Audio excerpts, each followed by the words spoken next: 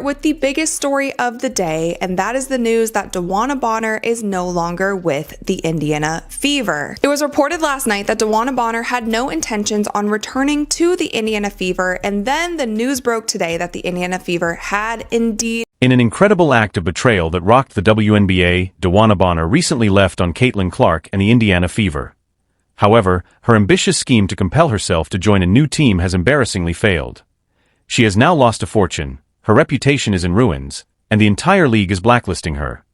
This is the tale of how, in a matter of weeks, a reputable veteran wrecked her own legacy and the ensuing immediate karma.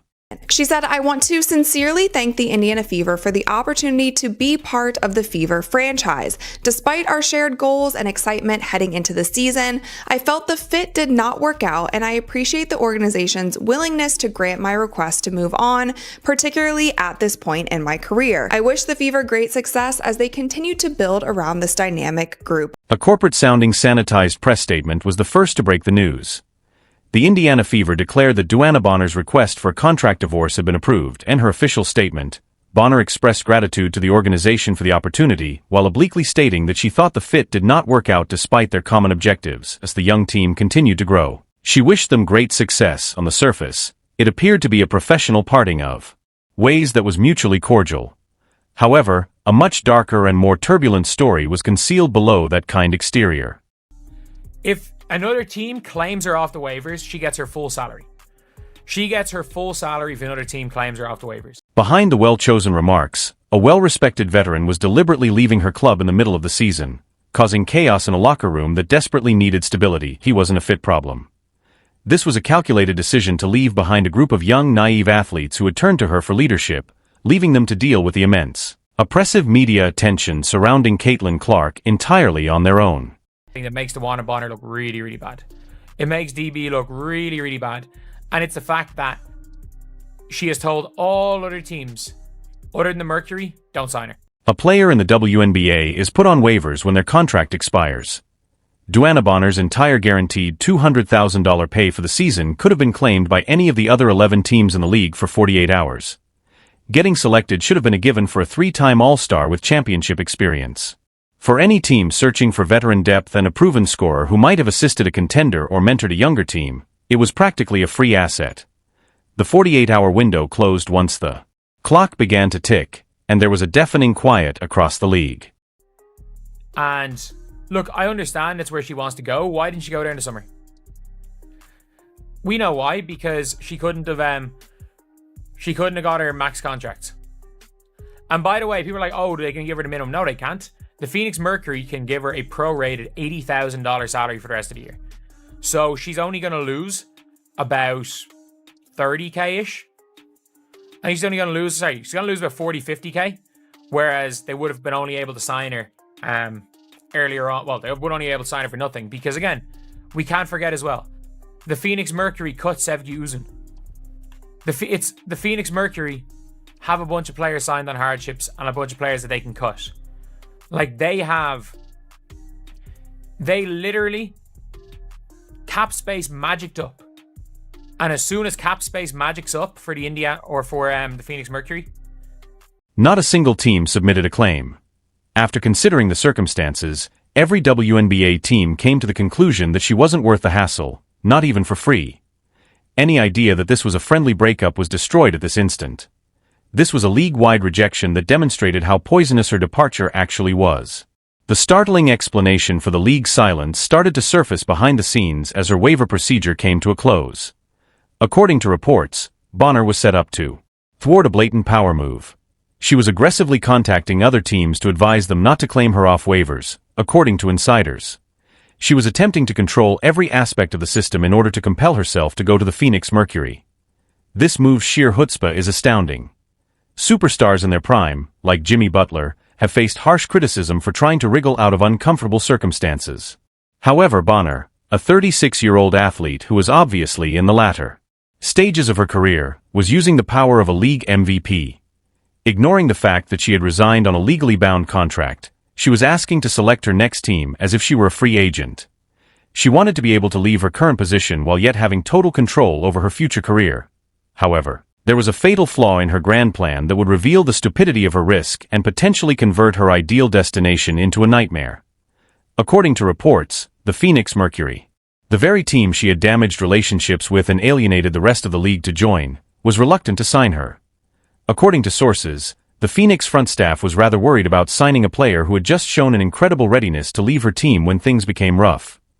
With a youthful, eager group of players who had fully embraced the system and were overachieving, the Mercury were developing good chemistry. Why would they jeopardize that delicate environment for a veteran who recently demonstrated her unreliability in the face of hardship? Bonner had left Indiana because he believed Phoenix to be a secure landing area, only to discover that the far beach wasn't nearly as hospitable as she had conceitedly believed. As detrimental as the damage to her reputation was the financial cost of this spectacular error. DeWanna Bonner automatically lost the balance of her guaranteed $200,000 contract with the Indiana Fever by passing waivers unclaimed. She ultimately and unavoidably signed a prorated veteran minimum contract with Phoenix. That arrangement would pay her about $80,000 for the remainder of the season. The tragic reality is revealed by simple math. She willingly gave up more than $120,000. This was not a wise business move. T was a severe, self-inflicted financial injury suffered because she believed her own hype and felt she could dictate terms to the entire league. Her pride and her botched power play cost her a six-figure sum, which was a catastrophic error that made her appear extremely self-centered and incredibly stupid to league executives and fans. However, the harm extended beyond her finances and reputation. When Bonner signed with the Fever, she was publicly positioned as the wise, seasoned leader who would guide the rookie sensation through the unprecedented storm of her first professional season. However, Caitlin Clark, the one person who most needed her veteran presence, was feeling the real human fallout. Clark was clearly eager to play with her in early workouts and preseason games, going above and beyond to develop a rapport and pick up tips from the seasoned player. Rather than offering that advice, Bonner demonstrated to her and the entire young roster that you can simply give up and go when things become difficult. T was a blatant act of professional desertion. Reputable veteran colleague effectively told Caitlin Clark that she didn't want to play with her for one of the first times in her illustrious career. That is not leadership. Rather, it is a serious betrayal of trust that caused chaos for both her club and the league's biggest player. This raises the most difficult and contentious question of all. Was this startling? It's difficult to overlook the extremely suspicious timing of the entire move, which was planned from the beginning in order to take advantage of the unparalleled media attention and exposure that came with playing alongside Caitlin Clark. Bonner first signed a lucrative, high-profile contract with Indiana. She posed for magazine covers for weeks and benefited directly from the Caitlin Clark effect when performing in sold-out arenas. Then Bonner abruptly decided the fit in Indiana was no longer right, practically to the day that the Phoenix Mercury miraculously cleared up enough salary cap space to sign a player of her quality. He feels more like a cold, planned conspiracy than an impulsive choice. When your desired destination is ready to take you, plan a dramatic exit. Use the Indiana Fever for the money and the publicity. That's the case. Treating an organization, its players, and its supporters in such a way is not just unethical but also incredibly dishonest and unscrupulous. What wasn't mentioned, rather than what was, may be the most damning proof of Bonner's wrongdoings. There is an unspoken code in professional sports. Players tend to stick together. You'll frequently hear other athletes, particularly veterans, stand up for an athlete who has a disagreement with a team or feels they've been treated unfairly. But after Bonner left, nothing remained. The players in the league fell silent. Nobody stood up for her. Nobody supported her choice. This lack of assistance says a lot. It's a blatant indication that her colleagues and fellow union members did not view this as a just stance in favor of player empowerment. They recognized it as a self-serving behavior that betrayed both the professionalism of the sport and the confidence of her teammates. Even those who are aware of the demands of the game were unable to find an excuse for her leaving her squad, as seen by the muted disapproval. Beyond the personal drama, Bonner's actions have put the WNBA as a whole at risk. Her mid-season departure creates a horrible precedent that jeopardizes player contracts itself. What's to stop other disgruntled players from doing the same if a well-respected veteran can easily leave her squad and negotiate her way to a new one with little instant repercussion from the league? This can have a cascading effect, enabling players to give up their commitments whenever they're not satisfied, transforming agreements into pointless recommendations. For small market clubs like Indiana, who depend on contracts to develop stable lineups and are unable to compete with the glitz of larger cities, This is particularly detrimental. Point one of the WNBA's veterans acting in such an unethical manner sends a bad message about the league's stability at a time when the league is expanding rapidly and battling for mainstream respect. He implies a league where anarchy could break out at any time, which might turn off both potential investors and supporters. DeWanna Bonner ultimately succeeded in moving to Phoenix, but at what price? She lost almost $100,000 in compensation, destroyed her reputation throughout the league, and will no longer be regarded as a champion or a valued veteran. However, her actions have created a risky precedent as the player who gave up on Caitlin Clark and the Indiana Fever, implying that in a period of player empowerment, contracts are only recommendations and that a player's personal preferences can always take precedence over their professional responsibilities. We frequently commend players for taking charge of their careers.